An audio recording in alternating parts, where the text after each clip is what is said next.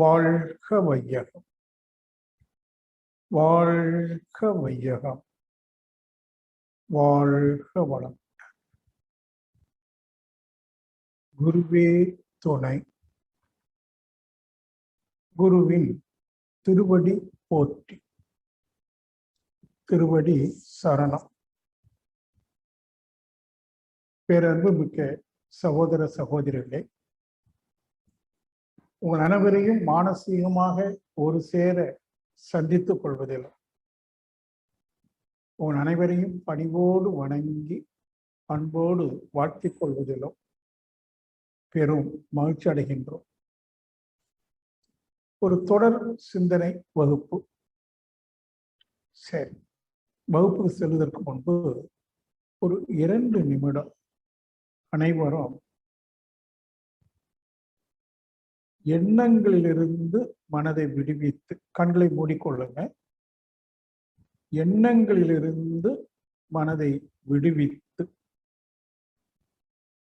உங்க உடலையே கவனிக்கணும். உடலை ஒரு கல் சிலை போல பாவித்து அசைவற்ற உடல் ஒரு கல் சிலை போல அசைவற்று இருப்பதாக பாவித்து உடலையே கவனிக்கணும்.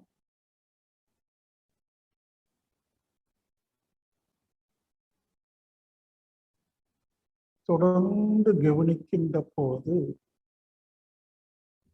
அசைவற்ற தன்மையை உணர்வாக்கிக் கொள்ள முடியும். உணர்வாக்கிக் கொள்ளுங்க.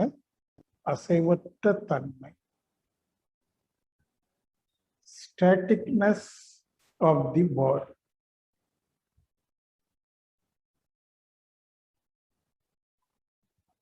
அசைவற்ற தன்மையை உணர்வாக்கிக் கொள்ளுகிற போது மனமும் அசைவற்ற நிலை பெறுகிறது. Stillness of the mind. மனம் முற்றிலும் எண்ணங்களிலிருந்து விடுபட்டு ஆழ்ந்த அமைதியில் நிலை பெற்று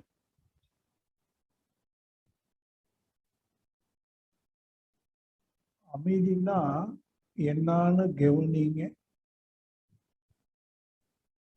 எண்ணங்களே இல்லாத வெறும் மனமானது எப்படி இருக்குன்னு கவனிக்கும்.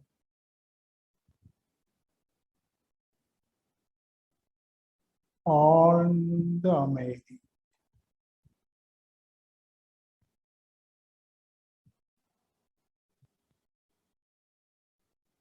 இன்னும் ஆழ்ந்து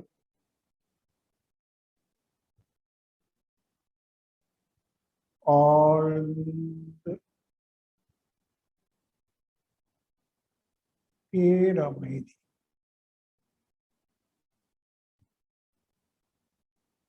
உள்ளும் புறமும் அமைதியே நிலவுகிறது உணர்கிறது.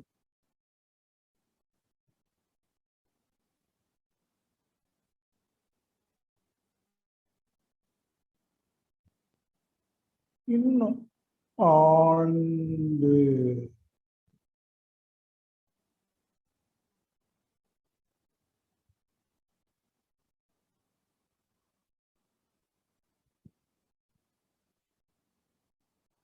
எண்ணங்களே இல்லாத ஒரு நிர்ச்சலன நிலை.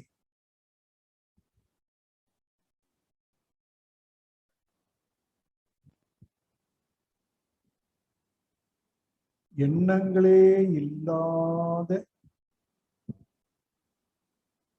ஆழ்ந்த அமைதியிலே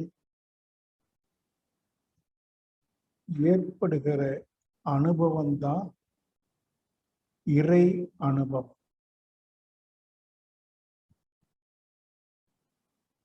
இறை என்பது நிர்ச்சலனம், நிர்குணம், பரபிரம்மம். அப்போ எப்போது மனமானது அலையாது நிலை கொள்கிறதோ,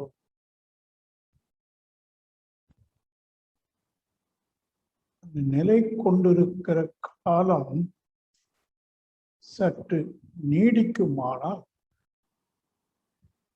இறை அனுபவம் கிட்டும். இறை அனுபவம் என்பது முழுமையான ஆனந்த அனுபவம், a state of blissfulness, eternal happiness, infinitive happiness.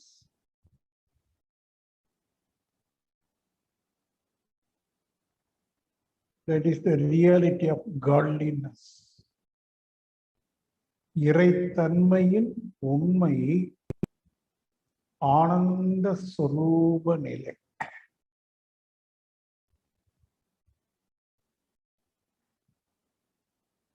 இறைவன் என்பது ஒரு பெயர் சொல்லாக நாம பழக்கத்துல வைத்திருக்கோம். இறைவன், முருகன், சிவன் எல்லாம் பெயர் சொல். ஆனால் இறைவன் என்ற சொல் ஆனந்த தன்மையை குறிக்கிற சொல். சிவானந்தம். சிவம் என்றால் ஆனந்தம் என்று பொருள். அருள் என்றால் ஆனந்தம் என்று பொருள். அறிவு என்றால் ஆனந்தம் என்று பொருள்.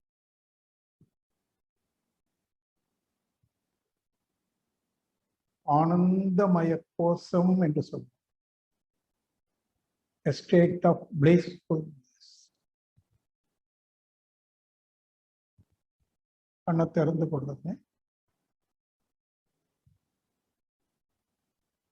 இப்போ நாம எடுத்திருக்கிற ஒரு முயற்சி, எது தெய்வம்? அதற்கும் எனக்கும், அதாவது நமக்கும் என்ன தொடர்பு? அதை புரிந்து கொண்டோமையானால் அது நம்முடைய வாழ்விலே ஒரு அமைதியான மகிழ்ச்சியான வாழ்விற்கு அதை எவ்வாறு நாம கையாள முடியும், அந்த தொடர்பை எவ்வாறு கையாள முடியும் என்கிற யுக்திகள் எல்லாம் தான் அது என்ன சொல்றோம், யோகிக் பிராக்டிஸ். சாதாரண யோகா என்று சொன்னா ஏதோ உடற்பயிற்சின்னு இருக்கிறோம், அது உடலுக்கு கொடுக்கிற யோகா தான். அதை கடந்து மனதிற்கு கொடுக்கிற யோகா, ஆன்மாவிற்கு உணர்விற்கு கொடுக்கிற யோகா. அப்ப உணர்வுக்காக கொடுக்கக்கூடிய யோகா அது உன்னதமானது. அதற்கு கொஞ்சம் கூட முயற்சி எடுக்கணும். முதல்ல புரிதல் வேணும். இறைவன் என்ற சொல்லுக்கு என்ன பொருள் என்ற புரிதல் வேணும். சென்ற வாரம் சொன்னேன், வள்ளுவர் சொன்னது மாதிரி, இருசேர் இருவினையும் சேரா இறைவன் பொருள் சேர் புகழ் புரிந்தார் மாற்று. சென்ற வாரம் விளக்கம் கொடுத்தோம். சஞ்சித பிராரப்த கர்மங்களும் ஆகாமிய கர்மங்களும் எப்போது ஒரு மனிதனுக்கு துன்பம் கொடுக்காது என்றால், எப்போது அந்த மனிதன் இறைவன் என்ற சொல்லுக்கு சரியாக பொருள் புரிந்து அதற்கு உடன்பட்டு வாழ்கின்றானோ அவனுக்கு. ஆகவே இறைவன் என்ற சொல்லினுடைய பொருள் வேணும். அப்ப இதுவரைக்கும் நாம் வைத்திருக்கிற பொருள் என்ன, அது பொருளற்றதா என்ற விவாதம் இப்போது தேவைக்கு இல்லை. காலங்காலமாக மதங்கள், ஒவ்வொரு மதமும் வேறு வேறு கடவுள்களை, இறைவன்களை அறிமுகப்படுத்தியிருக்கின்றார். நாம ரூபம் கொடுத்திருக்கின்றார்கள். இறைவனுக்கு பல நாமங்கள், பல ரூபங்கள். குறிப்பாக இந்து மதத்துல, இஸ்லாம்ல இறைவன் அல்லாஹ் அரூபம், கிறிஸ்துவத்துல ஒரு பிரிவு இயேசுவை நேரடியாக கடவுள் என்றும், இன்னொரு பிரிவு இயேசுவை இறை தூதர் என்றும், இவ்வாறு பல பல கருத்துக்கள், ஒன்று ரெண்டு அல்ல, ஆயிரம் ஆயிரம் சகசர சகசர கருத்துக்கள், ஒன்று ரெண்டு அல்ல, காலங்காலமா. அப்போ மகரிஷியிடமிருந்து நான் கற்றுக்கொண்டதும், என் அளவிலே ஆழ்ந்து சிந்தித்து நான் பெற்ற தெளிவு, அதைத்தான் உங்களோடு தொடர்ந்து பகிர்ந்து கொள்ள இருக்கின்றேன்.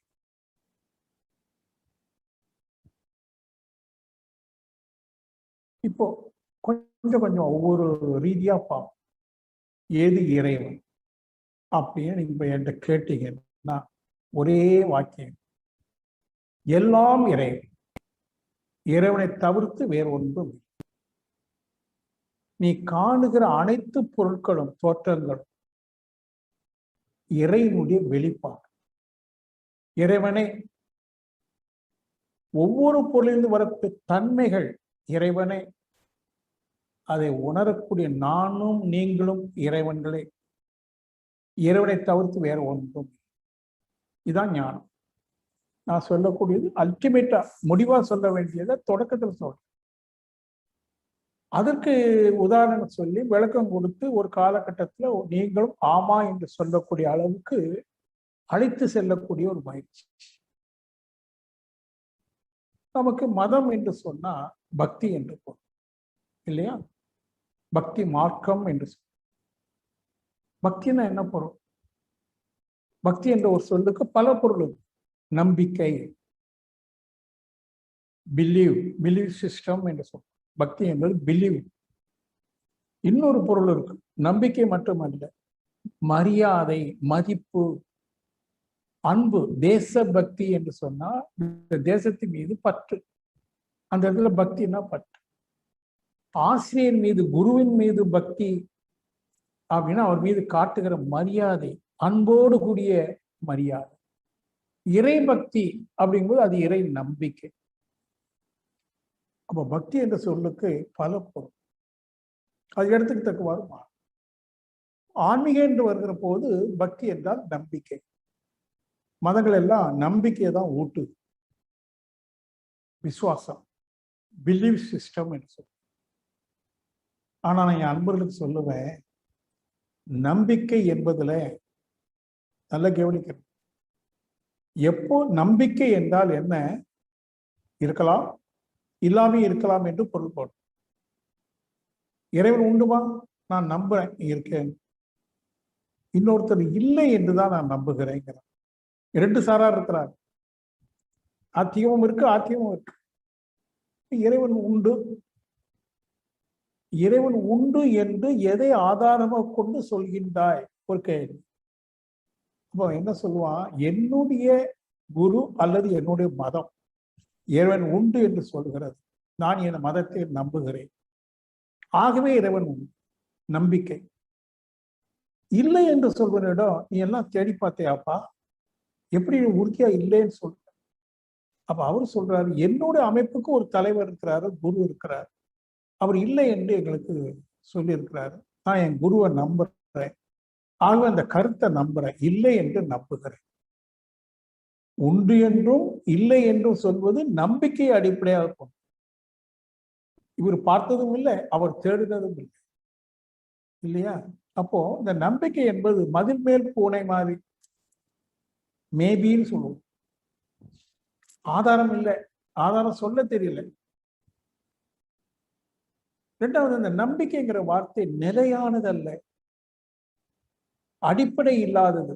காலையில் ஒன்றை நம்புகிறோம், மாலையில் நம்ப மறுக்கிறோம். மாறுது. நம்பிக்கை மாற்றத்திற்கு உட்பட்டது, நிலையானது அல்ல. நல்ல கவனிக்கணும்.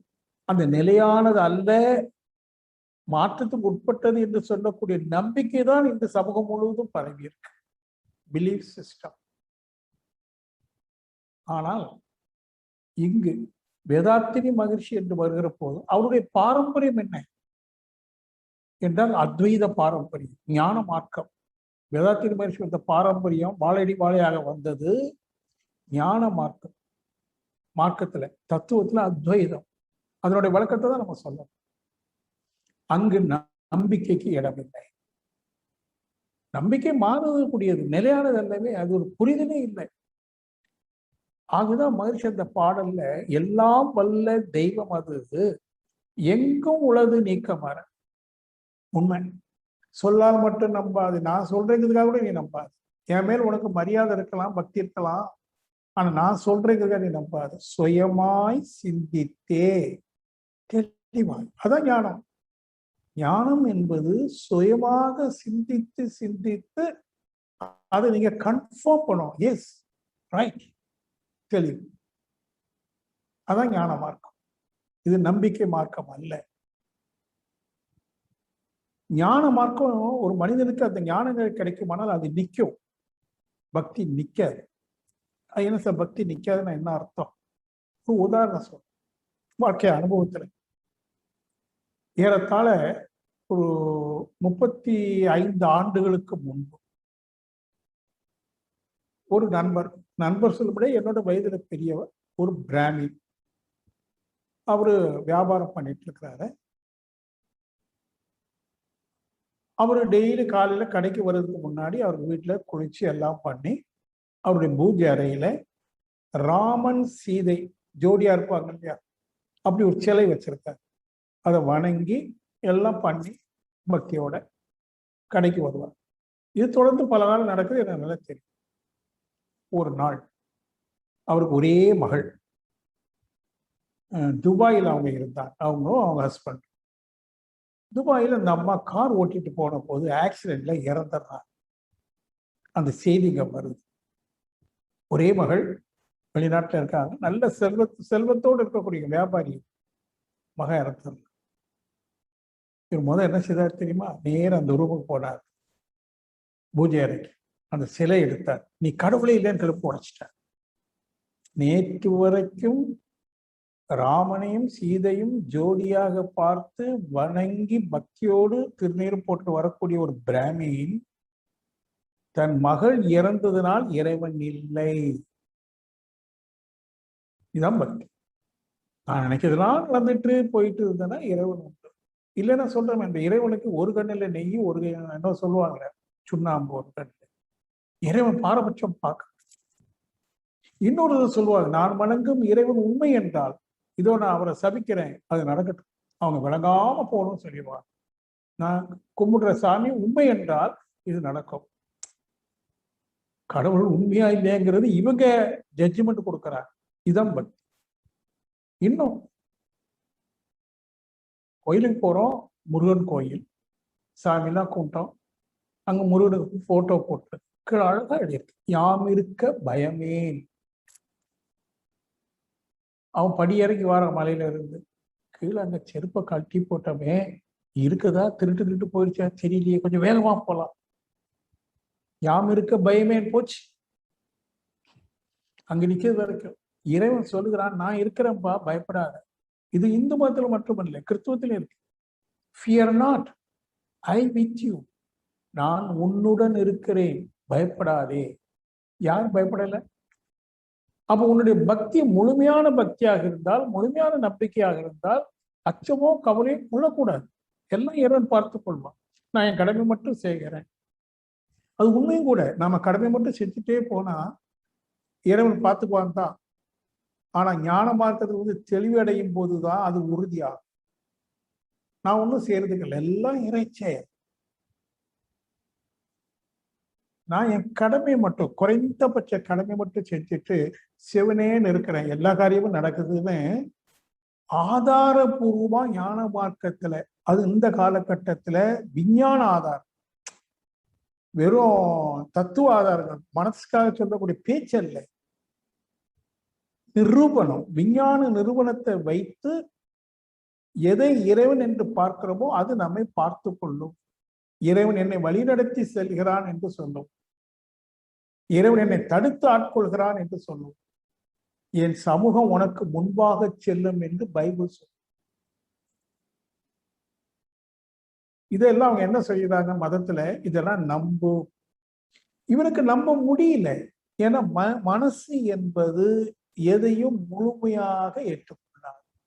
குழப்பம் எங்க தெரியுங்களா? மனசுல. அந்த இறை வாக்குகள் எங்கும் தப்பு இல்லை. நான் உன்னுடன் இருக்கிறேன் பயப்படாதே என்று சொல்வதும், யாம் இருக்க பயமேன் என்று சொல்வது சரிதான். ஆனா மனம் என்பது தெளிவாக இல்லை. அது குழப்பம். ஆமாங்கோ சட்டத்துல இல்லை. நீங்க நல்லா பாருங்க, மனம் நிலையானதா இல்ல, மாற்றத்திற்குரிய. மாற்றத்திற்குரிய மட்டும் இல்ல, பிளக்சுவேஷன், ஏற்றத்தாழ்வோடு கூடியது. Mind is not a stable, it is unstable. அது நிலை இல்லை.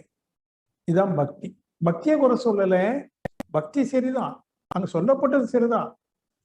அதை கேட்கக்கூடிய பக்தன் இருக்கானே, அவனுடைய மனசு சரியில்லை. இப்ப அந்த மனசை சரி பண்றதுதான் வேதாத்திரி. மனதை பக்குவப்படுத்தி தெளிவடவை செய்து, இப்ப பாத்தியா எது தேவன் கண்டுபிடிச்சு? ஆமா. பாரு, உனக்கு அதுக்கு என்ன தொடர்பு பத்தியா? ஆமா. ஆகவே நீ சும்மா இருந்தா போதுமா? போதும். இதுக்கு ஒரு கிளாரிட்டி வேணும், தெளிவு, விஞ்ஞான ஆதாரங்கள் வேணும். அதான் நம்ம கொடுக்க. இல்லைன்னா இத்தனை மதங்கள் எதுக்கு? இத்தனை தெய்வங்கள் எதுக்கு? இவ்வளவு போதனைகள் எதற்கு? சரி, இருக்கட்டும். இவ்வளவு காலமா போதனை பண்ணிக்கிட்டே வந்திருப்போம். பல மதங்கள், பல கடவுள், பல விதமான இறை வழிபாடு, கோயில்ல எவ்வளவு கூட்டம். ஆனா நீங்க நல்ல கவனிங்க, ஒரு தனி மனிதனுடைய மனசுல அமைதியோ மகிழ்ச்சியோ நிலைத்து இருக்குதா? இல்லை. இந்த சமுதாயத்துலதான் இருக்குதா? இல்லை, எங்கும் இல்லை. ஆனா கோயிலுக்கு போகாத நாள் இல்லை. பக்தி என்ற பெயரால, இறை வழிபாடு என்ற பெயரால ஏதோ சடங்கு சம்பிரதாயம் பண்ணாத நாள் இல்லை. ஆனா அமைதி கிடைச்ச பாருங்க. அப்போ என்ன வேணும் என்று சொன்னா, எது உண்மையான தெய்வம், ரியல் ட்ரூத்ஃபுல்னஸ். வெறும் ட்ரூத்ஃபுல்னஸ் இல்லை, ரியல் ட்ரூத்ஃபுல்னஸ். எது உண்மையான தெய்வம், சத்தியம் எது? அப்ப இதுக்கு ஒரு ஆராய்ச்சி வரும். நான் அந்த முதல்ல என்ன கேட்டுக்கொள்ளுவேன், உங்களுடைய இறைவனை பற்றிய கருத்துக்கள் இருக்கட்டும், அதை நான் ஒதுக்க சொல்ல, இருக்கட்டும், ஒரு பக்கம் இருக்கட்டும். இப்போ நீங்க கேட்கறீங்களே இந்த கருத்து, இது ஏதோ ராதாகிருஷ்ணன் சொல்ற கருத்துன்னு மட்டும் எடுத்துறாரு. ஞானிகள், வேதாத்திரி மகர்ஷி மட்டும் இல்லை, அவருக்கு முன்னாடி வள்ளலார், தாய்மானவர் சுவாமிகள், திருவள்ளுவர் 2000 வருஷத்துக்கு போங்க, அதுக்கு முன்னாடி வேத காலத்துக்கு போங்க, வியாசர், ரிஷிகள், இந்திய நாட்டு ரிஷிகள். அவர்கள் மதவாதிகள் அல்ல, அவர்கள் இந்து மதம் என்ற மதவாதிகள் அல்ல. அப்போ மதம் கிடையாது, இந்து மதம் ஸ்தாபிக்கப்படலை வேத காலத்தில். அங்கிருந்தே எது உண்மையான தெய்வம் என்று சொல்லித்தான் வரார். ஆனா அதை எடுத்து மற்றவர்கள் புரியும்படிக்கு சொல்றதுக்கு நிறைய குருமார்கள் அப்ப இல்லை. அது பல காரணங்கள் வைத்து. இப்போ இன்றைக்கு நாம எல்லாம், நீங்கள் எல்லாம் இருக்கிறீங்கன்னு சொன்னா, இப்போ இந்த அண்மை காலத்துல கிட்டத்தட்ட ஒரு 50 ஆண்டு காலத்துக்கு உள்ளதான் இந்த தியானம், யோகா என்பது பரவலாக வரப்பட்டிருக்கு. அதிலும் பார்த்தீங்கன்னா, நான் 1984 வேதாத்திரி மகர்ஷியை சந்திக்கிறேன். அப்போ கூட இந்த மனவளக்கலை என்பது ஒன்று தமிழ்நாட்டில் வெளியில வரல. அப்போ ஈஷா யோகமும் பெருசா வரல, ரவிசங்கரதும் வரல, வாழும் கலை. தியானம்னா என்னன்னு கேட்கிற ஒரு காலகட்டம் எனக்கு நல்லா தெரியும். 84 நம்முடைய எஸ்கேஎம் ஐயா ஈரோட்ல மனவளக்கலை மன்றத்தை ஆரம்பிக்கிறாரு, மகிழ்ச்சியை வரவழைச்சு. நான் அப்ப அங்க போய் அன்னைக்குதான் சாமி எல்லாம் பார்க்கிறேன். பிறகு படிப்படியா பாத்தீங்கன்னா, ஒரு 90க்கு பிறகு, 1990க்கு பிறகு அங்கே கிளைகள் ஒரு 2000 ஓரளவுக்கு ரீச் ஆகுது. எதுக்கு சொல்ல வரேன்னா, தியானங்கிற வார்த்தை நிறைய பேருக்கு தெரியாது. அப்புறம் தான் கொஞ்சம் கொஞ்சமா இது தியானத்தை கொடுத்து, எது தெய்வம், சாமி தியானத்துல கடவுளை காணலாம், எது தெய்வம் என்று வழக்கம் கொடுக்கும். விஞ்ஞான பூர்வம். சரி, இப்படிதான் நான் சொல்லிட்டே இருக்கேன். பொதுவான ஒரு நிலை என்னன்னா, நான் சொல்லுடைய என்கிட்ட எது இறைவன் ஒருத்தர் கேட்டா அப்படி கையை கட்டு, நீ பார்க்கிறது எல்லாமே இறைவன், பார்ப்பவனாகிய நீயும் இறைவன். சார் எனக்கு புரியலையே. இல்லையே, இது மலை, இது கடல், இது மரம், இது விலங்கு, இது மனிதன். அப்படித்தானே? நீங்க எப்படி எல்லாம் இறைவன் சொல்றீங்க? என்ன அப்படின்னா, நாம என்ன பண்ணிக்கிறோம்? இப்படி ஒரு பொருளை பார்க்கிறோம். இது என்னன்னா எலுமிச்சம் பழம். இப்படி ஒரு பொருளை பார்க்கிறோம். என்னன்னா வாட்ச். இது எதுக்கு? நாம பேர் வச்சிருக்கிறோம். ஒவ்வொரு பொருளுக்கு ஒரு பேர் வச்சாதான் கையாள முடியும். பிள்ளைகிட்ட சொல்ல முடியுமா? அந்த பீரோ திறந்து, இந்த ஃப்ரிட்ஜை திறந்து ஒரு எலுமிச்சம் பழம் எடுத்துட்டு வான்னு சொல்ல. பிரிட்ஜை திறந்து இறைவனை எடுத்துவான்னு சொல்ல முடியும். அப்புறம் ஃப்ரிட்ஜ்னு பேர் வச்சிருக்காங்க. ஃப்ரிட்ஜா இறைவனா? இறைவன். அப்ப இறைவனை திறந்து இறைவனை எடுத்துட்டு வா அப்படின்னா புரியுமா? அதனால தோற்றங்களுக்கு தக்கவாறு கருத்து பரிமாற்றத்திற்காக பல பொருட்களுக்கு பேர் வச்சோம். நாற்காலி, டேபிள் எல்லாம் பேர் வச்சோம்.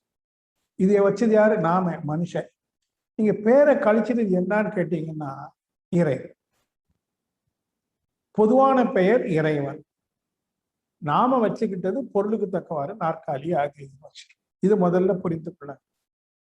ஓஹோ, நிறைய மனுஷன் இருக்கிறான். எல்லாரும் மனிதர்கள் தான்.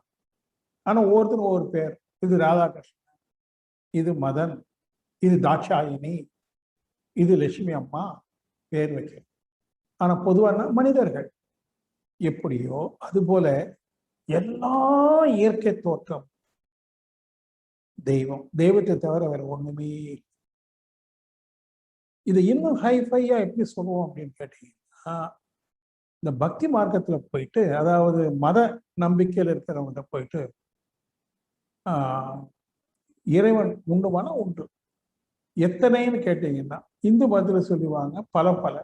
சாதாரண நிலையில் இருக்கக்கூடிய ஒரு ஆன்மீகத்தில் இருக்கிறவங்க எப்ப கடவுள் எத்தனை? பல பல. ராமன், கிருஷ்ணன், பிள்ளையாரு, சிவன், முருகன், பல பல பல பல தோற்றங்கள், பல பல நாமங்கள், சகஸ்ர நாமங்கள்னு சொல்லுவாங்க. ஆயிரம் ஆயிரம் நாமங்கள் இறங்கி கொடுக்குறாங்க. சரி, இப்போ என்ன சொல்ல வந்தேன் அப்படின்னா, எப்ப கொஞ்சம் கூட ஆன்மீகத்துல பக்தியில கொஞ்சம் ரிஃபைன்ட் ஆனவங்க இருப்பாங்க இல்லையா, அவங்கள்ட்ட போய் இறைவன் எத்தனைன்னு கேட்டா ஒன்லி ஒன் காட். இது கொஞ்சம் விளக்கம் தெரிஞ்சவங்க. ஒரு சிலர் நிறைய இல்லப்பா ஒண்ணுதான்னா நிறைய. அதுலயும் பாருங்க, உதாரணத்துக்கு நீங்க யாரும் என்ன கோச்சுக்க வேண்டாம், ஒரு விளக்கத்துக்காக முருகன் எத்தனைன்னா 6 படை வீடு. ஒவ்வொரு வீட்டுல இருக்கிறதும் ஒவ்வொரு ஊர்ல இருக்கிறதும் ஒவ்வொரு முருகன். பிள்ளையாரும் அப்படி. அப்போ பல கடவுள், முருகன்ல பல முருகன், இப்படிலாம் போயிட்டு இருக்கு. அப்போ அவங்க என்ன சொல்றாங்கன்னா பல கடவுள். ஆனா அதே ஆன்மீகத்துல இருக்கிறவங்க கொஞ்சம் மேல வந்து சிந்திச்சவங்க இறைவன் ஒருவனே, ஒன்லி ஒன் காட். பக்தியில, பக்தி மார்க்கத்துல உச்சமாக சொல்லக்கூடியது இறைவன் ஒருவனே. ஆனால் ஞான மார்க்கத்துல சொல்லும் போது இறைவன் மட்டுமே. 2 வாக்கியத்துக்கு வித்தியாசம் இருக்கு. நல்லா புரிஞ்சுக்கிடுங்க, நைட்ல சிந்திங்க. இறைவன் ஒருவனே என்று சொல்வதற்கும் இறைவன் மட்டுமே என்று சொல்வதற்கும் மிகப்பெரிய வேறுபாடு இருக்கு. எப்படின்னா, இப்ப இறைவன் ஒருவன் அப்படின்னா ஒரு இறைவன் எங்கோ இருந்து இந்த உலகை படைத்து, ஜீவனங்களை படைத்து, என்னையும் படைத்து, என்னை காத்தும் ரட்சித்தும் இருக்கிறான். அப்படி ஒரு இறைவன் கண்ணுக்கு தெரியாம எங்கேயோ இருக்கிறான். இறைவன் வேறு, உலகம் வேறு, நான் வேறு. எப்போ இறைவன் ஒருவனே என்று சொல்லும் போது இறைவன் வேறு, நான் வேறு. இதை என்ன சொல்லுவோம்? துவைத கருத்துக்கள். மதங்கள் எதை அடிப்படையாக கொண்டிருக்குது தத்துவத்தில்? என்ன? துவைதம், டுவாலிட்டிஸ். அதாவது வேறு வேறு, எல்லாம் வேறு. நான் வேறு, நீ வேறு, இயற்கை வேறு, அது வேறு, இது வேறு, எல்லாம் வேறு. இறைவன் ஒருவன் எங்கோ இருக்கு. ஞானம் என்ன சொல்றது தெரியுமா? இறைவன் மட்டுமே. Only God exist, nothing. அங்க ஒன்லி ஒன் காட், இங்க ஒன்லி காட், இறைவன் மட்டுமே. பாரதி சொல்லுவான், எழுதுகோலும் தெய்வம், எழுத்தும் தெய்வம். அவன் சிந்தனை பாருங்க, அந்த பேனா வச்சு எழுதுனா எழுத்துக்கோள் தெய்வம், அதுல இருந்து வருதே எழுத்து தெய்வம். ஆனா நிறைய காக்கை சிறகை நிலை நந்தலாலா, உந்தன் கருமை நிறம் தோன்றுது ஏன் நந்தலாலா. அவன் இறைவனை எப்படி பார்க்கறான்? காக்கால நீ கருப்பா உன்னுடைய நேரத்தை வெளிப்படுத்துற, பார்க்கும் மரங்களில் எல்லாம் நந்தலாலா உன் தன் பச்சை நிறம் தோன்றுதே நந்தலால். இப்ப இறைவனுக்கு எத்தனை நிறம் கொடுக்குறான்? கருப்பு கொடுக்குறான், பச்சை கொடுக்குறான். கேட்கும் ஒலிகளில் எல்லாம் நந்தலாலா உந்தன் கீதமிகை இசைக்குதடா நந்தலாலா. இது சப்தம் இல்லையா? இறைவா நீ தீக்குள் வெல்ல வைத்தால் நந்தலாலா உன்னை திண்டும் இன்பம் தோன்றுதையே நந்தலாலா. அவனுடைய விளக்கம் என்னன்னா, நம்ம என்னென்ன தன்மைகளை இந்த 5 புலன்கள் மூலமாக உணர்ந்து அறிகிறோமோ அத்தனையும் இறைத்தன்மை. இன்னொரு இடத்துல சொல்றான், நீல் கடலும் மலையும் எங்கள் கூட்டம், காக்கை குருவி எங்கள் ஜாதி, காக்கை குருவி எங்கள் ஜாதி, நீல் கடலும் மலையும் எங்கள் கூட்டம், நோக்க நோக்க எங்கும் களியாட்டம்.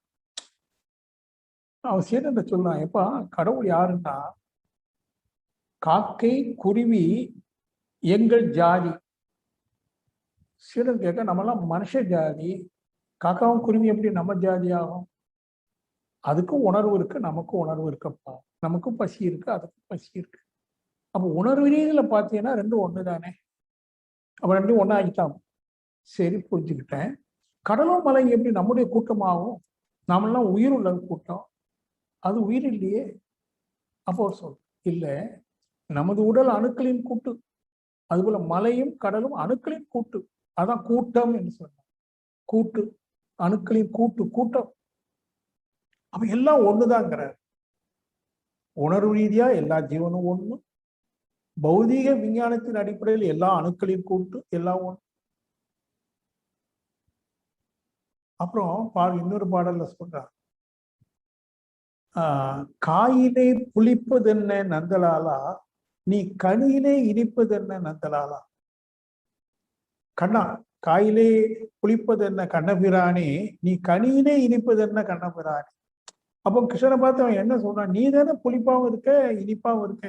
அதுவும் ஒரே பொருள் காயாக இருக்கும் போது புளிப்பா ஒண்ணு வெளிப்படுத்துற, பழமா இருக்கும் போது இனிப்பா வெளிப்படுத்துறேங்கிறான். மறைமுகம் அவன் என்ன விஞ்ஞானம் சொல்றான்? தோற்றங்கள் வேறு வேறு இருந்தாலும் எல்லாம் உன்னுடைய தோற்றம், நிறங்கள் வேறு, தன்மைகள் வேறு. இதுதான் வள்ளுவர் சொன்னார், எப்பொருள் எத்தன்மை தாயினும் அப்பொருள் மெய்ப்பொருள் காண்பது அறிவு. நீ பார்க்கிற பொருள் சிறிதும் பெரிதுமாக இருக்கு, வேறு வேறு தன்மைகள் இருக்கு, இருந்தாலும் அதனுடைய உண்மை நிலை என்ன? அப்பதான் கேட்கிறேன், உண்மை நிலைன்னு நான் எப்படி சொல்றது? எலுமிச்சம்பழம் கொஞ்சம் வாசனை இருக்கு, இதை சாப்பிட்டா ஒரு டேஸ்ட் இருக்கு. இந்த பொருள். இன்னொரு பொருள் எடுக்கிறேன், மாம்பழம், அதனுடைய அமைப்பு வேறையா இருக்கு, சுவை வேறையா இருக்கு.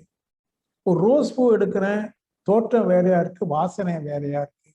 அப்போ வள்ளுவர் சொல்றாரு, எப்பொருள் எத்தன்மை தாய். பழம் சுவையா இருந்தாலும், மலர் வாசனையாக இருந்தாலும், எத்தன்மையா இருந்தாலும் அப்பொருள் மெய்ப்பொருள், அதனுடைய உண்மையான நிலை என்ன? பழம் போல சுவையா, மலர் போல வாசனையா, அல்ல வேற ஏதாவது உண்மை உள்ள இருக்கா? அதை கண்டுபிடிக்கிறது தான் அறிவுன்னார். நீங்களாம் அறிவாளிகளா முட்டாளிகளா? அறிவாளிகள். உங்களுக்கு சிந்திக்க தெரியும், ஆழ்ந்து ஆய்வு செய்ய தெரியும், ஆனால் தூண்டி விடுவதற்கு சரியான குரு கிட்டல. வேதாத்திரி மகர்ஷி ஒரு அற்புதமான ஒரு குரு, தூண்டி விடுகிற குரு சிந்தனையை. இப்போ அவர் சிந்திக்கிறார். இந்த வள்ளுவர் சொன்ன ஒரே அடிப்படையில மெய்ப்பொருள் என்றால் இறைவனை குறிக்கிற சொல். அதுவும் இந்த பழமும் இறைவனை குறிக்குது. இறைவன் பொருள் வடிவம் எடுத்திருக்கிறான், இதனுடைய தன்மையும் இறைவனை குறிக்குது. ஆனா இந்த தோற்றத்திற்கும் தன்மைக்கும் அப்பால ஒரு ரகசியம் உள்ள இருக்கும், அதான் மெய் பொருள். அப்ப இது பொருள் இல்லையான்னு கேட்பாங்க. அப்ப அந்த காலத்துல மகிழ்ச்சி விளக்கம் கொடுத்தாங்க. என்ன கொடுத்தாங்கன்னா, இது பொருள் அல்ல. பொருள்னா என்ன? இந்த பொருள் என்ற சொல்லுக்கு 2 இருக்கு. ஒன்னு ஆப்ஜெக்ட், சாதனம், இன்னொன்னு மீனிங், அர்த்தம். பொருள் என்ற சொல்லுக்கு சாதனம் என்ற இது இருக்கு, பொருள் அர்த்தமும் இருக்கு, மீனிங். அப்போ இன்னொரு இடத்துல பாருங்க, வள்ளுவர் சொல்றார், வள்ளுவர் பயங்கரமான பொருள் அல்லவற்றை பொருள் என்று உணரும் மருள். மருள் என்றால் மயக்கம், இல்யூஷன், மாயா, அறியாமை. இப்ப நாமெல்லாம் எதுல இருக்கோம்? பொருள் எல்லாம் பொருள் நினைச்சிட்டு இருக்கும். ஆனா பொருள் பொருள் அல்ல. பொருள் அல்லவற்றை பொருள் என்று உணரும் அருள். அப்ப இது பொருள் இல்லையா அப்படின்னா இங்கதான் வரும். பொருள் என்று சொன்னார் அது தன்னுடைய அர்த்தத்தை இழக்காம இருக்கணும். என்னைக்கு அது இழக்கக்கூடாது. ஆனா இது இழந்து நாளைக்கு அழுகிடும். அதனுடைய தன்மையும் இழந்து போச்சு, அதனுடைய அமைப்பும் அழுகி சுருங்கி போச்சு. தன்னுடைய தன்மை தோற்றம் ரெண்டையும் அது இழக்குது. ஆகவே இது பொருள் அல்ல. எது பொருள் என்றால் எந்த ஒன்று தன் நிலையை இழக்காம காலங்காலமா அப்படியே இருக்கணும். அது பேர் தான் அப்படி எது இருக்கணும். ஆனா மொழி வழக்கில் இதை பொருள் பொருள் சொல்லி பழகினால மகிழ்ச்சி என்று சொன்னாங்க, அதை மெய்ப்பொருள் என்று சொன்னாங்க. இது பொருள் அல்ல, இருந்தாலும் இது பொருள் சொல்லிட்டோம். அப்ப எது பொருள்? மெய்ப்பொருள். உண்மையான பொருள் எது? அதை கண்டுபிடிக்கணும். அதான் இறைவன் மெய்ப்பொருள். அப்போ இப்ப நம்ம ஆராய்ச்சியை தொடங்கும். சிம்பிளா தொடங்கும். இது ஒரு பொருள், இதுக்கு வேற தன்மை. வள்ளுவர் சொல்றாரு இதனுடைய உண்மையான நிலை என்ன, இது பொய்யான நிலை மாயை, இதோட உண்மையான நிலை என்ன கண்டுபிடிக்கப்படும். இது விஞ்ஞானிகள் அந்த காலத்துல எத்தனையோ ஆயிரம் வருஷத்துக்கு முன்னாடி சொல்லி வச்சுட்டாங்க. அண்மையில விஞ்ஞானமும் என்ன பண்ணுச்சுன்னா இந்த இதான் தேடிச்சு. விஞ்ஞானம் பார்க்குது, பௌதிக விஞ்ஞானம் பல பௌதிக பொருட்களை பார்க்குது, சிறிதும் பெரிதுமாக பலவா பார்த்துட்டு இதெல்லாம் எப்படி வந்தது. ஏன்னா விஞ்ஞானிகள் இறைவனை ஒத்துக்கிறது இல்லை. மிகப்பெரிய விஞ்ஞானிகள் இறைவனை ஒத்துக்கிறது இல்லை. இறைவனை அதெல்லாம் இல்லை. அப்போ அவங்க ஆராய்ச்சியா என்ன, இந்த உலகம் எவ்வாறு தோன்றிட்டு இந்த பொருள்ல என்ன இருக்கு, எது எலுமிச்சை பழமா காட்சி அளிக்குது, எது கல்லாக இருக்கு, எது தண்ணி, எது இது, நல்ல கவனிக்கிற வார்த்தைகளை.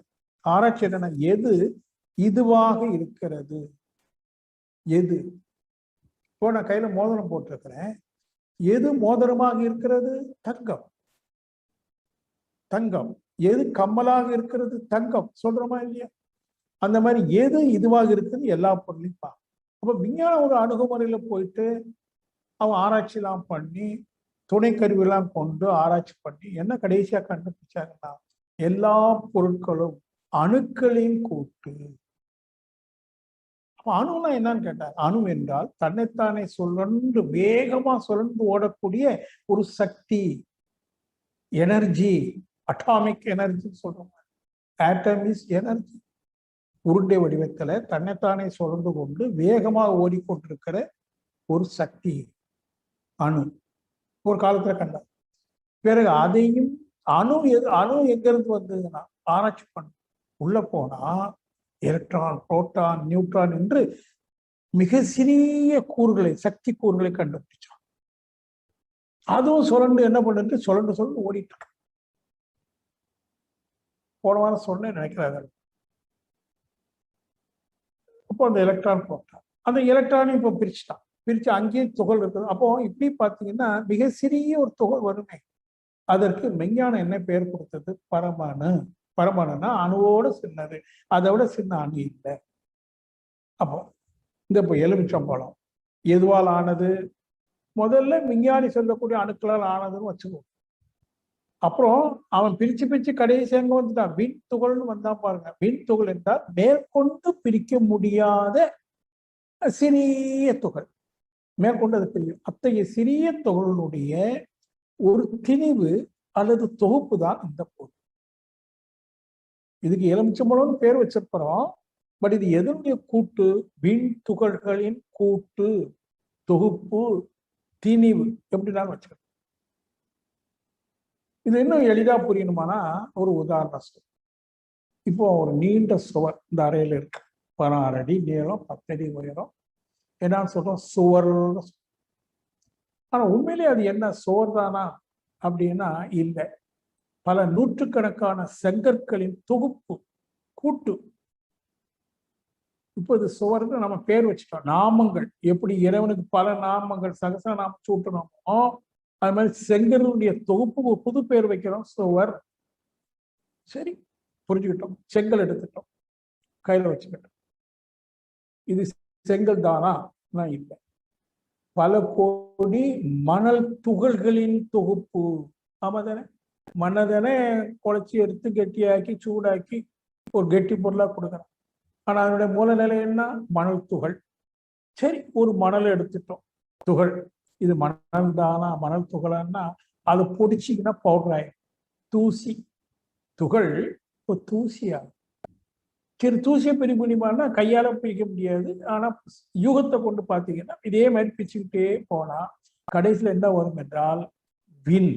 நல்ல பேர் வச்சு கொடுக்கணும், விண் துகள். விண் துகள் என்றால் மேற்கொண்டு பிரிக்க முடியாத அடிப்படை துகள். அப்ப இது சுவரா, விண்துகளா? விண்துகள். அதே மாதிரி பழம் விண்துகளின் கூற்று. சரி, இதுக்கு ஒரு எல்லை இருக்கு, இந்த உருண்டையா இருக்கு. இதுக்குள்ள கோடிக்கணக்கான விண்துகள்கள் தன்னைத்தானே சுழண்டு கொண்டு அங்கும் இங்கும் ஓடிக்கொண்டிருக்கு. இதான் இதுக்குள்ள நடந்துட்டு இருக்கு. இப்போ நான் உங்கள்கிட்ட ஒன்று கேட்கிறேன், இந்த எலுமிச்சை பழத்தை காட்டி இது நிக்குதா, ஓடுதா, அல்லது இயங்குதா? இது இயக்கத்தோடு இருக்கா, சும்மா அப்படியே நிக்கா, ஸ்டில்லா நிக்கதான் கேட்டா நீங்க என்ன சொல்லுங்க, அப்படியே நிக்குது. வேணா நீங்க கையை செஞ்சீங்கன்னா ஓடுற மாதிரி தெரியுது, அப்படியே நிறுத்தினீங்கன்னா பழம் அப்படியே நிலையா இருக்கு. ஆனா இல்லை, கண்ணால் காண்பது போய் தீர விசாரிக்கிறோம், ஆழ்ந்து சிந்திச்சு பார்க்கிற போது இது பல கோடி விண்துகளின் கூட்டு. ஒவ்வொரு விண்துகளும் தன்னைத்தானே சுரண்டு கொண்டு அங்கும் இங்கும் இந்த பழத்தை எல்லையா கொண்டு ஓடிக்கிட்டே இருக்கு. இப்ப பழம் நிக்குதா, இயங்குதா? இயங்குது. ஒரு புரிதல். ஒரு மலையை பாக்குறீங்க, காலகாலமா அப்படி நிக்குது இல்ல, இயங்குது. உள்ளுக்கு இருக்கிற அணுக்கூட்டுகள் இயங்கிட்டு ஓடிக்கிட்டு இருக்கு. இப்ப நீங்க கொஞ்சம் முயன்று இந்த பழத்தை பாருங்க, ஒரு பழமா தெரியுது, ஒரே பழமா தெரியுது. உங்களுடைய சிந்தனை மூலமா கண்ணை கொண்டு இதை ஊடுருவி பாருங்க. இது பல கோடி விண் துகள்கள், ஒவ்வொரு விண் துகளும் சுழன்று ஓடிக்கொண்டிருப்பதாக நீங்க நல்ல பாவனையோடு ஊடுருவி பாருங்க.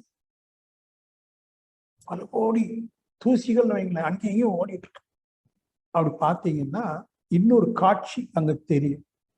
என்ன காட்சின்னா, இந்த விண்துள்களாம் சுழன்று ஓடுவதற்கு இடைவெளி வேணும், இடம் வேணும், ஸ்பேஸ். இதுக்குள்ள இடம் இருக்கு. இடம்னா எம்டினஸ், வெற்றிடம். இதுக்குள்ள என்ன இருக்கு? வெற்றிடமும் இருக்கு, பல கோடி விண் துகள்களின் சுழல் ஓட்டமும் இருக்கு.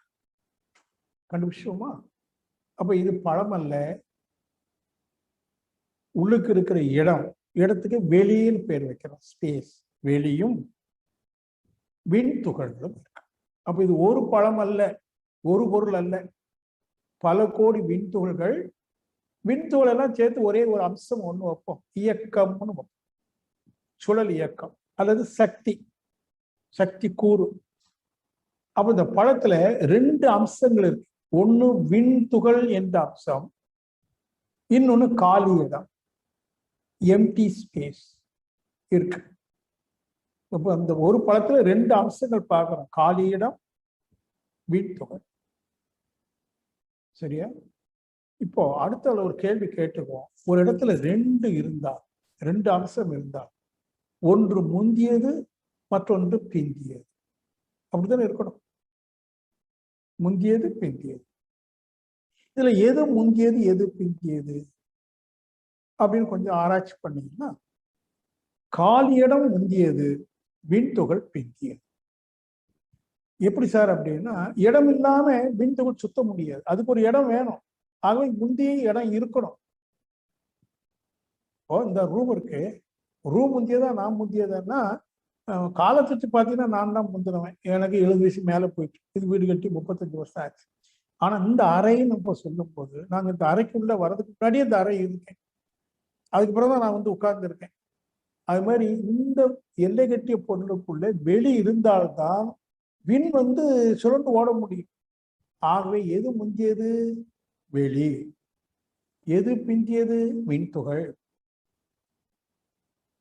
இது ஆராய்ச்சிக்கு நான் எடுத்துக்கிடுங்க, நைட்ல டவுட் வந்து அடுத்ததை கேட்க இல்லை, இன்னைக்கே கூட கேட்க. அப்போ ரெண்டுல ஒண்ணு முந்தியது, இன்னொன்னு பிந்தியது. அடுத்த கேள்வி, எதுல இருந்து எது வரும்?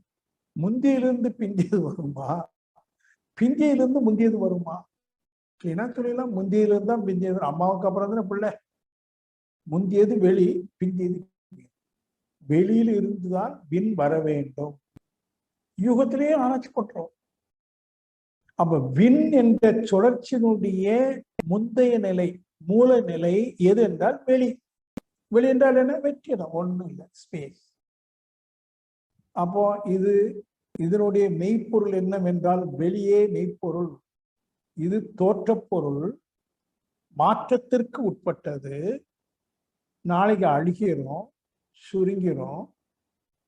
ஆனா இதனுடைய மூலமாகிய வெளி இருக்கே, அது மாறாதது, அழியாதது.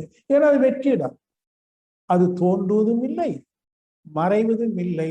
அது நித்தியம். இது அனித்தியம். இந்த பொருள் வெளி நித்தியம். எது நித்தியமோ அது இறைவன். மாறக்கூடியதெல்லாம் உலகம், பொருள். மாறாதது இறைவன் மட்டுமே.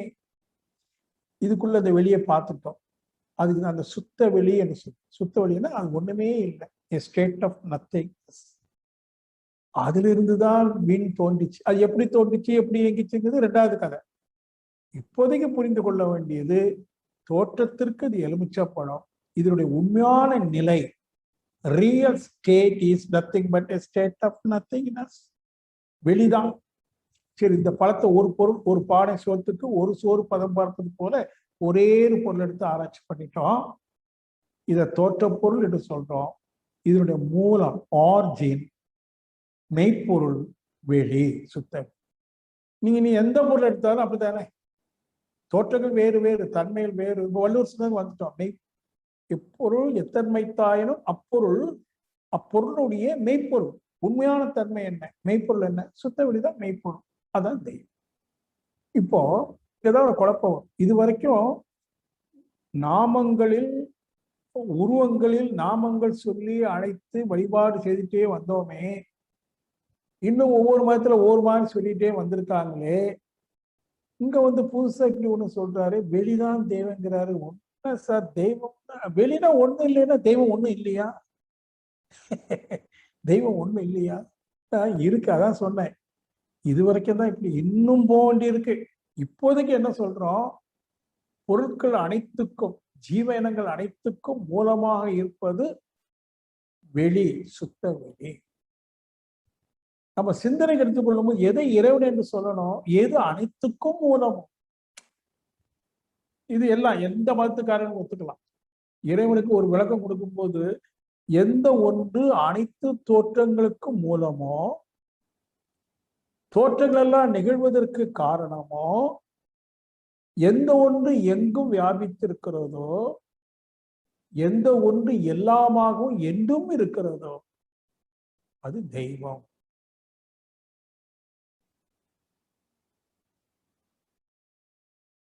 கொஞ்சம் ஒரு சின்ன கேப். வேகமா சொல்லிட்டேன்னா நீங்க அப்படியே ஓட்டுங்க. இறைவனுக்கு ஒரு இலக்கணம் கொடுக்கும். எந்த ஒன்று சர்வ வல்லமை உடையதோ, காட் இஸ் ஆல்மைட்டி சொல்லி வச்சிருக்காங்க.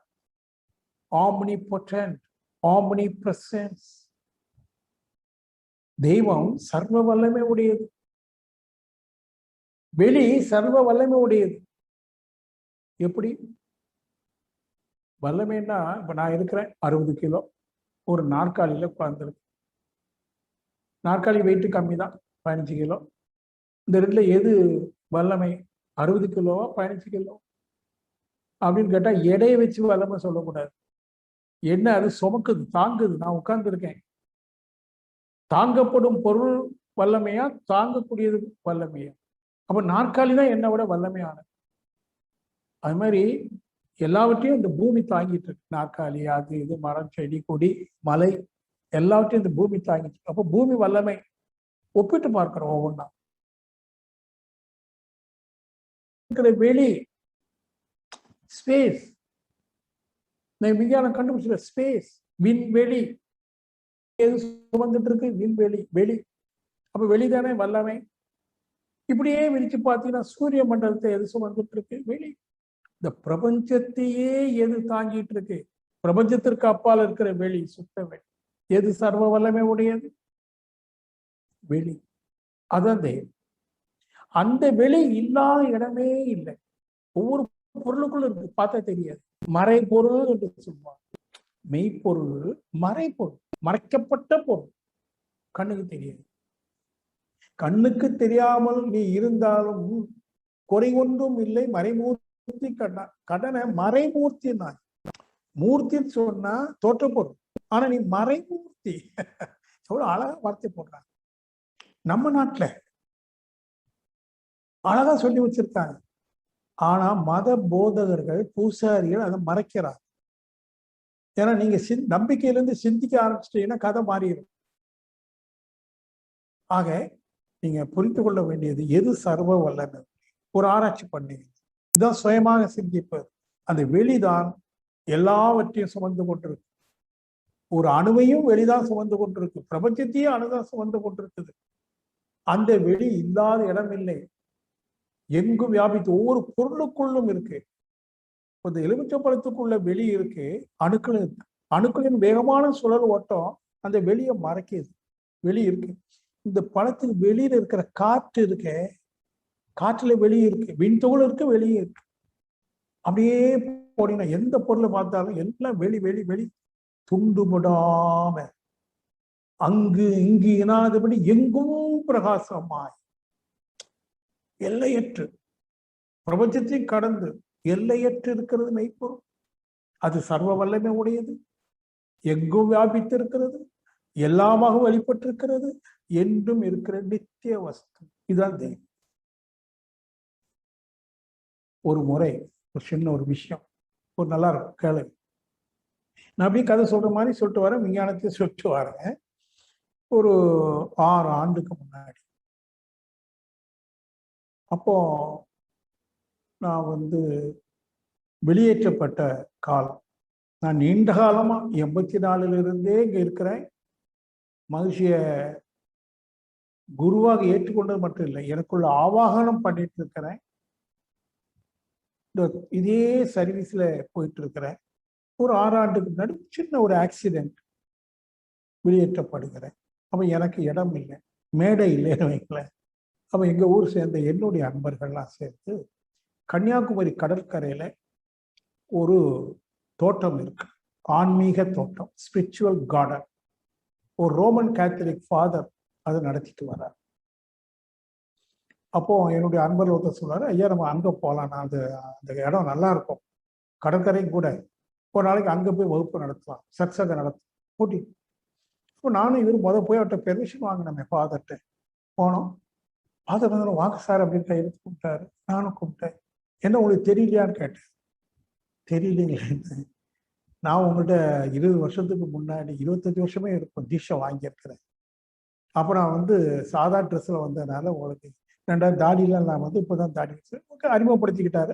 வாங்க உட்காருங்க, என்ன விஷயம்னாரு. அன்பர் விஷயத்த சொன்னார், இப்படி எங்களுக்கு ஒரு நாள் சத்சங்கம் நடத்த தாராளமாக இருங்க அப்படின்னு சொல்லி எங்களுக்கு உடனே டீலாம் வாங்கலாம் பேசிக்கிட்டு அந்த ஃபாதர் என்கிட்ட சொல்லுவாரு, ஐயா நான் கேள்விப்பட்டேன், நம்ம ஊர்ல ஒரு சிறந்த அத்வைதி இருக்காருன்னு சொன்னாங்க, உங்களை சொன்னாங்க, இன்னைக்கு நீங்களே என்னை தேடி வந்திருக்கீங்க, ரொம்ப சந்தோஷம் சொல்லிட்டு அவர் சொன்னாரு, நான் ஒரு கிறிஸ்தவராக இருந்தாலும் ஃபாதராக இருந்தாலும் கூட நான் சித்தர்கள் பாடல்கள்லாம் நிறைய படிச்சு ஆராய்ச்சி பண்ணி அத்வைத கருத்து எனக்கு ஏற்புடைய கருத்து இல்லை. ஏன்னா மதத்துல இருக்கிறவங்க துவைத கருத்து, இந்த அத்வைத கருத்து எனக்கு ஏற்புடையது, ரொம்ப சந்தோஷம் என்னன்னு சொல்லிட்டு அவர் சொல்வாரு, நான் புரிந்து வைத்திருக்கிற அத்வைதம் சரிதானால் நீங்க கொஞ்சம் என்ன டெஸ்ட் பண்ணலாமா அப்படின்னு. அதான் நான் சொல்றேன், அது சரியான ஒண்ணு பாருங்க சொல்லுங்க. அப்புறம் அந்த டேபிள்ல ஒரு வெயிட் இருக்கு, கல், அந்த பேப்பர்லாம் பறக்காமல் வைக்கிற ஒரு வெயிட், அதை காட்டி சொன்னாரு, இந்த கல்லாக வெளிப்பட்டிருப்பது இறைவன். பாருங்க, ஒரு கிறிஸ்தவ ஃபாதர் அழகா சொல்ற, ஒரு கல்லாக வெளிப்பட்டிருப்பது இறைவன். அடுத்த வார்த்தை சொல்றாரு, ஆனால் இந்த கல் இறைவன் இல்லை. நல்லா கவனிக்கணும், நீங்களும் ஆராய்ச்சி பண்ணணும். இந்த எலுமிச்சம்பழமாக வெளிப்பட்டிருப்பது இறைவன், ஆனால் இந்த எலுமிச்சம்பழம் இறைவன் இல்லை. சரிதான? சரிதான், சரி, அது மேல ஒன்றும் பேசல. சரிதான், விட்டாச்சு. ஒரு 2 வாரம் கழிச்சு நாங்க டேட் ஃபிக்ஸ் பண்ணியிருக்கோம், சத்சங்கம் அங்க போய் ஆரம்பிக்கிறோம். ஒரு 10-100 அன்பர்கள் அன்னைக்கு வந்துட்டாங்க, சாப்பாடுலாம் ரெடி பண்ணியிருக்கேன். கன்னியாகுமரி கடற்கரை ரொம்ப நல்லா இருக்கும். ஃபாதரை கூப்பிட்டு வாங்க நீங்க இதை ஆரம்பிச்சு வைங்க, இனாகிரேட் பண்ணுங்க. ஏன்னா அவருடைய இடம் முதல் நாள். சரி, அவர் வந்து ஒரு வாழ்த்துறை சொன்னார். சொல்லிட்டு அவரு நானும் உட்காந்துக்கலாமானார். கட்டாயம் உட்காந்துட்டார். அப்போ ஒரு தவம் சின்னதா பண்ணி முடிச்சுட்டு நான் பேசணும், சிறப்பு உரை. அப்போ என்ன பேசலாம் அப்படின்னா 2 வார்த்தைகள் இந்த ஃபாதர் அத்வைதத்தை பற்றி சொன்னார் இல்லையா, அதை எடுத்தேன். நடந்த கதை இப்போ நான் சொன்ன மாதிரிலாம் சொல்லிட்டு இப்படி ஐயா சொன்னாங்க, இந்த கல்லாக தோன்றியிருப்பது இறைவன், ஆனால் இந்த கல் இறைவன் இல்லை என்று சொன்னார். சரிதான், கல் என்றால் கடினமானது, இறைவன் கடினமானவனா இல்லை, ஆகவே கல் இறைவன் அல்ல. இது ஒரு பழம் இருக்கிறது, இதுவும் இறைவன் அல்ல, ஏன்னா பழம் சுவையானது, இறைவன் பழச்சுவை உடையவன் அல்ல. இப்படி சொல்லிக்கிட்டு இந்த கடலை காட்டுறேன். கடலாக தோன்றிருக்கும் இறைவன், இந்த பூமியாக தோன்றிருக்கும் இறைவன், ஆனால் இதெல்லாம் இறைவன் அல்ல. இப்படியே சொல்லி சொல்லி சொல்லி சிங்கம் புலின்னு உதாரணம் சொல்லி நீயாக மக்களை பார்த்து, நீங்களாக தோன்றியிருப்பதும் நானாக தோன்றியிருப்பதும் இறைவனே. அப்ப நான் இறைவனா இல்லையா? கல்லாக தோன்றியிருப்பது இறைவன், ஆனால் கல் இறைவன் இல்லை என்று சொல்லப்படுது. இப்ப நானாக ராதாகிருஷ்ணனாக தோன்றியிருப்பது இறைவன், ராதாகிருஷ்ணன் இறைவனா? இல்ல, பொதுவாக என்ன சொல்லுவோம், இல்லை.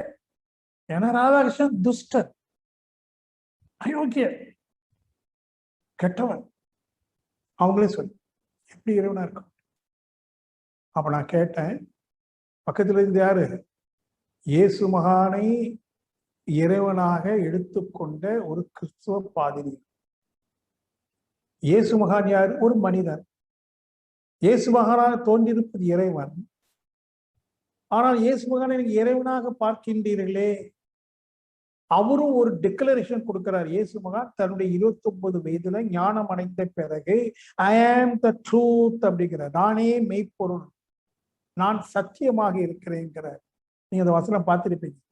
நானே சத்தியமாகவும் ஒளியாகவும் வழியாகவும் நானே இருக்கிறேன். அப்போ ஒரு இயேசு மனிதன் தன்னுடைய சத்தியத்தை உணர்ந்து நான் சத்தியமாக இருக்கிறேன், இறைவனே நானாக இருக்கிறேன் என்று சொன்னால், ஏன் ஒரு சுப்பனும் குப்பனும் தன்னை உணர்ந்து விட்டானால் தன்னை இறைவனாக வெளிப்படுத்த முடியும்? இது இந்திய கலாச்சாரம். வேதம் என்ன சொல்றது? அகம் பிரம்மாஸ்மி, தத்துவமசி 2 இருக்கு. அகம் பிரம்மாஸ்மி, பிரம்ம எங்க இருக்கு? அகத்துல இருக்கு. தத்துவமசின்னா அதுவே நீயாக இருக்கிறாய், அதுனா தெய்வம். இறைவனே நீயாக இருக்கிறாய். நமக்கு புரியல, புரிய வைக்க ஆள் வரல, உணர்றதுக்கு வாய்ப்பு இல்லை உலகாலம். இப்போ வேதாத்திரிய கருத்துக்கள் வந்த பிறகு புரிய வைத்து உணர்வும் வைத்து, ஆமா நான் இறைவன், இதை புரியும் போதுதான் அப்ப நான் இறைவன் என்று நான் புரிந்து கொண்டேன், உணர்ந்து கொண்டேன் என்றால் நீங்கள் எல்லாம் யாரு? இறைவனே. நான் பார்க்கும் மலையும் கடலும் எங்கள் ஜாதி, என் ஜாதி, என்னுடைய இறைத்தன்மை உடையது. நோக்க நோக்க களியாட்டம், எங்கும் இறை ஆட்டம், களியாட்டம், திரு நடனம், எல்லாம் தெய்வம். இந்த ஞானம் வரும்போதுதான் நம்ம என்ன சொல்றோம்? இறைவன் மட்டுமே. நம்மாழ்வார்ட்ட ஒரு சீடன் கேட்கிறான். நம்மாழ்வார் யாரு? நாயன்மார்கள்ல 12 நாயன்மார்கள்ல 12 ஆழ்வார்கள். அது நம்மாழ்வார் சீடன் கேட்கிறான், கடவுள் உண்டுமான்னு கேட்கிறார். உண்டுமானா எது கடவுள்? அவருடைய உருவம் என்னன்னு கேட்கிறார். அவர் கூல சொல்றார், ஊழன் எனில் ஊழன், அவன் உருவு இவ்வுருவு. உளன் எனில் உண்டுமான்னு கேட்டேன்னா உண்டு, அவனுடைய உருவம் யாதோ என்று கேட்டால் இவ்வுருவு அப்படின்னு அவர் கையை காட்டி, எல்லாம் நீ பாக்குறது எல்லாமே அவனுடைய உருவம். அடுத்தால ஒரு குண்டு போடுறார், அலன் எனில் இறைவன் இல்லையா என்று கேட்டால் அலன், இறைவன் இல்லை. ஏனென்றால் அவன் உருவு அருவு, அவன் அரூபம், அரூபமாக இருக்கிறது உண்டுன்னு எப்படி சொல்ல முடியும்? அவன் உளன் இளன் இரண்டும் ஒக்கும் என்று அவர் ஒரு வழக்கம். சரி, அன்னைக்கு நான் அதை சொன்னேன். எப்போ இயேசு மகான் தன்னுடைய சத்தியத்தை மெய்ப்பொருளை உணர்ந்து இறைவனே நானாக இருக்கிறேன் என்று சொன்னார். இன்றைக்கு இந்த இடத்துல சொல்றேன், இறைவனே நானாகவும் இருக்கிறேன்னு சொன்னேன். இதுதான் அவருக்கு கொஞ்சம் பிடிக்கல.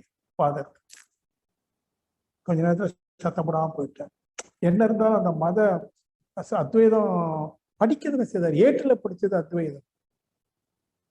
ஏற்றுல படித்தது. வித்தை என்றால் பிரம்ம வித்தை உயர்வதாகவும் வேதாந்தம் பேசுவதால் கட்டிவிடாது. பேசுவதும் எழுதுவதும் ஏட்டு சொற்காய். அத்வைதமாகி தியானத்துல பிளவுபட்டிருக்கிற மனம், பலவாய் இருக்கிற மனம் அத்வைதமாகி ஏகமாகி அது உணர்ந்து அறிய வேண்டிய பேர். உணர்ந்தவனுக்கு மட்டும்தான் அந்த இறையினுடைய பொருள் என்ன. இது நம்ம சொன்னது காமன். மகிழ்ச்சி நீ சொல்றாரு ஒவ்வொன்றா. இறைய ஒவ்வொரு நிலையா பிரிச்சு பிரிச்சு பிரிச்சு பிரிச்சு காட்டுவார். பகுத்து பிறகு தொகுத்து எல்லாம் ஒண்ணும். This totality is God. This wholeness of the nature is God. இப்படி அந்த வியாக்கியானம் போகுது.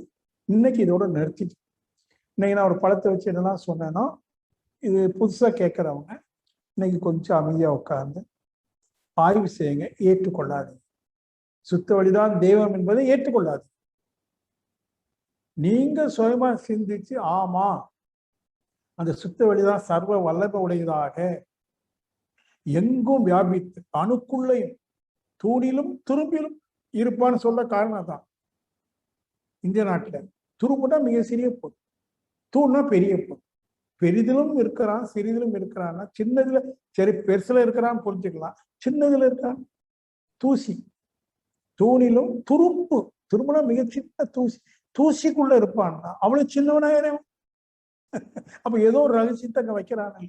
அவனின்றி அணுவும் அசையாது. அணு என்பது the smallest energy particle. அது அவன் இன்றி அவன் அதுல இருக்கிறான். எங்க இருக்கிறான் கண்டுபிடிக்கணும் நீ நம்ம.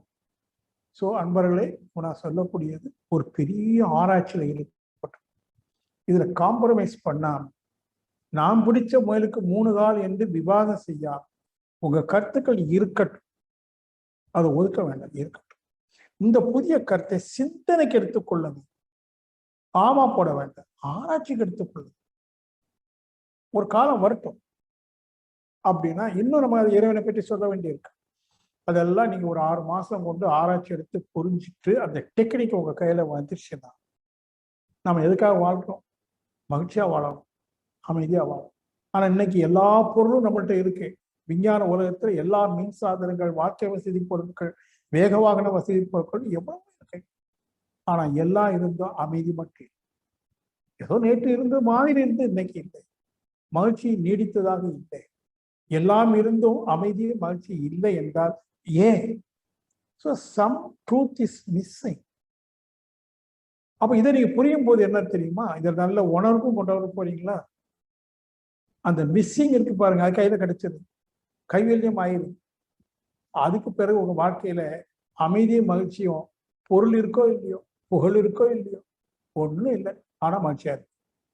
இருந்தாலும் மகிழ்ச்சியா இருப்பீங்க, இதரா மகிழ்ச்சியா இருக்கு. வாழ்நாள் முழுவதும் மகிழ்ந்து இருப்பீங்க. வெறும் மகிழ்ச்சி மட்டும் இல்லை, அறிவுபூர்வமா உண்மையை உணர்ந்து தன்னை இறைவனாக கண்டு, தான் காண்பதெல்லாம் இறைவனாக கண்டு, அப்படி காணும்போது எந்த ஜீவனுக்காக நம்ம துன்பம் கொடுக்கும்? கோழின்னா என்ன? இறைவன். கோழியாக இருப்பது இறைவன். அதனால்தான் பாரதி ஒரு பாடல்ல சொல்றான், கொத்தி திரியும் அந்த கோழி அதை கூடி விளையாடு பாப்பா. கோழி களத்து மேட்டுல குஞ்சுகளோடு அழைச்சிக்கிட்டு, கொஞ்சம் கற்பனை பண்ண, ஒரு களத்து மேடு, தாய் கோழி குஞ்சுகள்லாம் பின்னாடி கிச்சு கிச்சுன்னு சத்தம் போட்டு போகுது, அதுகளுக்கு கிளறி கொடுக்குது, அப்புறம் அது கொஞ்சம் சாப்பிடுது, குஞ்சு எல்லாம் சாப்பிடுது. கொத்தி திரியும் அந்த கோழி, அத சிக்கன் 65 போட்டுறாதப்பா, கூடி விளையாடு. குழந்தைகளுக்கு சொல்றாரு. நாமளும் குழந்தை அறியாமையில் இருக்கிறதுனால குழந்தை தானே. இந்த உண்மை என்ன? கொத்தி திரியும் அந்த கோழி அது கூடி விளையாடுப்பா.